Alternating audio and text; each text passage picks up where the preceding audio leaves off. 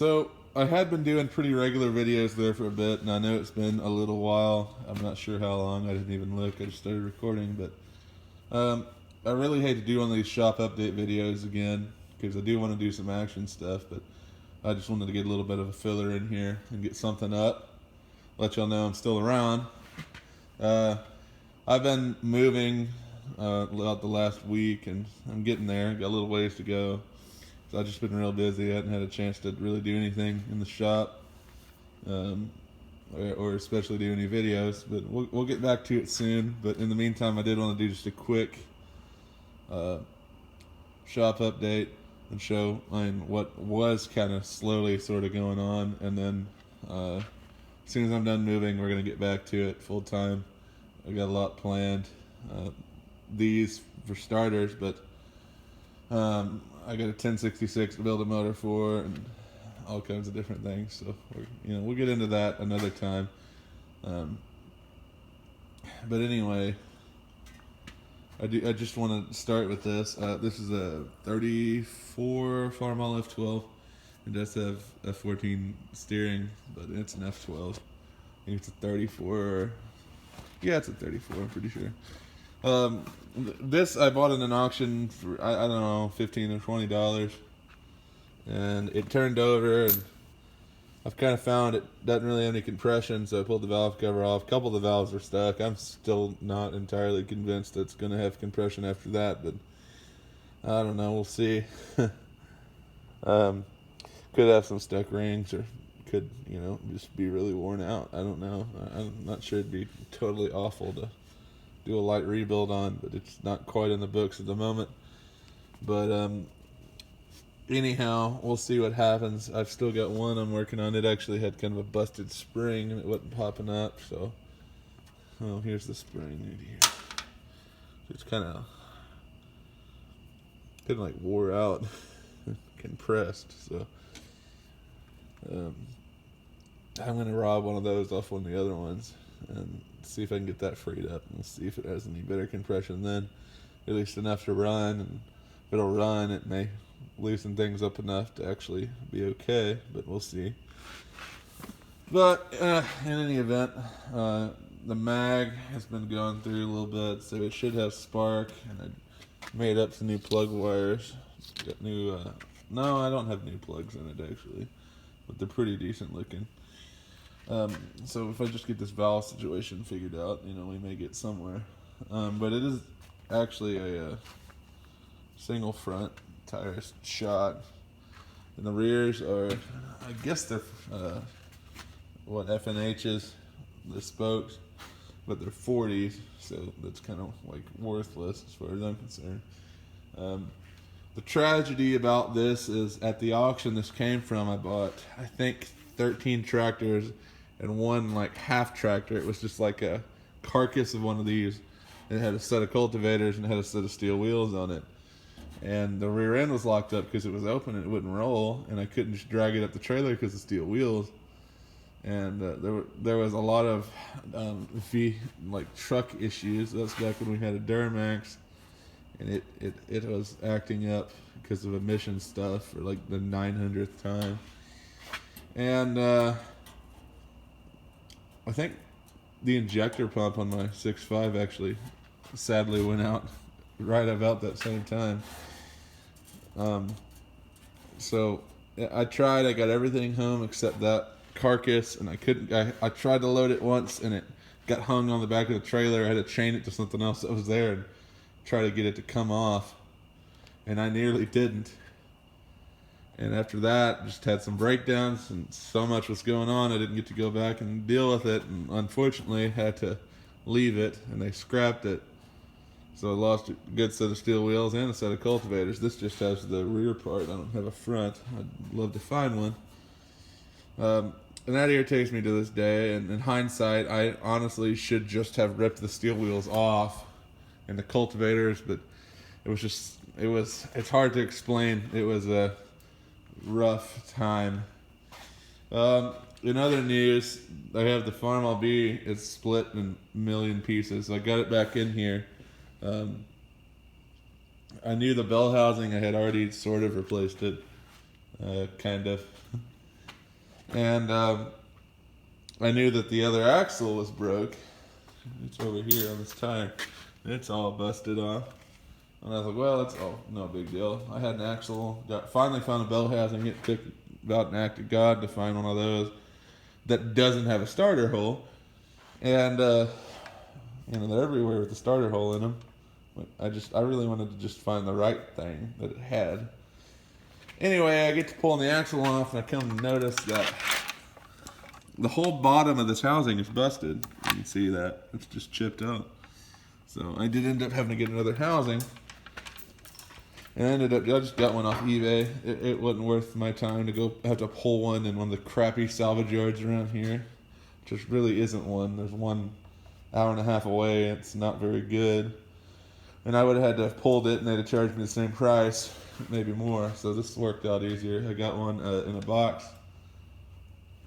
I'm going to gut this one and do new seals and bearings if they're bad.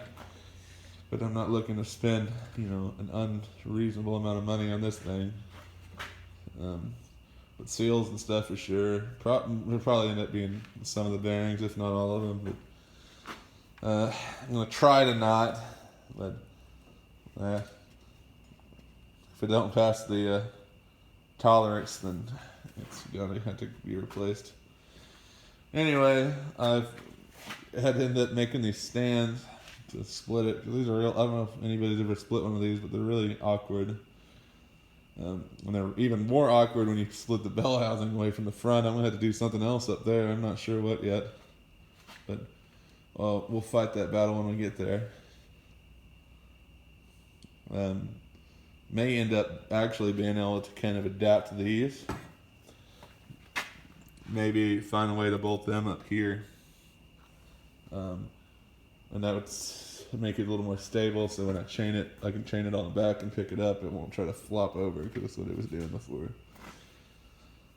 But anyway, that's where this sits. I'm just waiting for a chance I got to cross all these seals and get them and dig into it and see what I need to do. Get everything changed over to the other housing, and I'll bolt it up. And then I'll pull that busted axle off that final drive, or that drop, or whatever you want to call it. Pull that busted axle off, get it swapped, get it back on, and the rear will be done. I'll remount the bell housing and then separate it back up here so it's not bolted up completely. Because I had a bad freeze plug, and it was a weird kind of freeze plug. It took me a little bit to find one. And then I had the clutch, the pressure plate was cracked down the facing of it. So I went ahead and I just ordered a used one, to be honest with you. But I figured it would be better than one that was cracked and might come apart or something. Anyway, I gotta get that knocked out, and then we'll put all the halves back together. But this is a start. This thing has a sad story, how it ended up this way. Someday we may have to get into that, but that day is not today. In other news, I do have this John Deere B in here, and I haven't done a whole lot with it.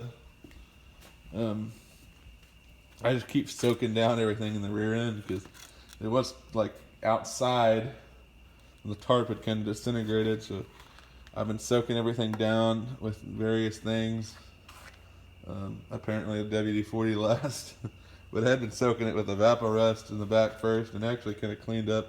It wasn't real bad, and it helped clean it up, and I've been soaking it with like liquid wrench and stuff, and oil and stuff down. And I actually have got the motors turning over okay. I put some oil in the cylinders, and it seems to be turning over fine. So whether I'm going to actually have to get into this very deep or not, I don't know. The valves are moving, the motor's turning over, so it's a good sign, I think. I'm more worried about getting the rear end, everything shifting and stuff. I haven't got to play with that yet. I need to start working on that, working all that, and get it oiled and get everything moving right. And then if all that checks out, I just need to kind of double check everything in here, because I don't remember what I torqued it to and how. Just need to check all that. And get all the oil lines and such put in there, and just start putting it back together, I don't mind my pipe wrench in the store in there. get all this buttoned up, put the flywheel on, get the starter going where it can turn over, and just start assembling it. All the pieces are on a shelf like over there. Most of them. I don't know where the flywheel is. It's kind of a good question. We'll just start putting it together and hopefully be able to get it to run again. I actually have never seen it run. I bought this in high school. And I'll have to find some tires and stuff. I have the rims, but I robbed the tires because I had a good set of tires on it. But you know, it's something. It's gonna be a bit of work, but I felt bad for neglecting it like I did and dumping it outside because it's just at the time I did not know what to do with it. And finally, in other news, the M. I don't remember in the last video if I had cleared everything away from it. I don't think so. So this should be a little bit of an update with it. I've got the drawbar on and all that. The seats on, steering, all that stuff. I mean, it's pretty buttoned up. I'm kind of just waiting to put a few more pieces on. I kind of want to not necessarily get everything on it, but a couple more things, and then I'm going to actually, I guess, go ahead and spray it red. And that'll be a big step in the right direction. But a little bit more to go. A lot of cleaning other parts to go. I got to blast the wheel centers. I'd like to get them on. Though I do want to paint them axles black. But you know, we'll figure that out later. That's what masking is for, I guess. Anyway, I got a little bit more blasting to do. Not much, but I do have a lot of wire brushing of odd parts to do and stuff like that, and get everything kind of buttoned up. Check this in. This is not even put together under there. I need to do all that. Get everything sealed up and buttoned up and enough to justify spraying red on it, and that's where I'm sitting with it. Other than that, the John Deere H, it's over there hidden behind that table. We actually got the flywheel knocked off it. Buddy brought his flywheel tool and helped me get the flywheel off.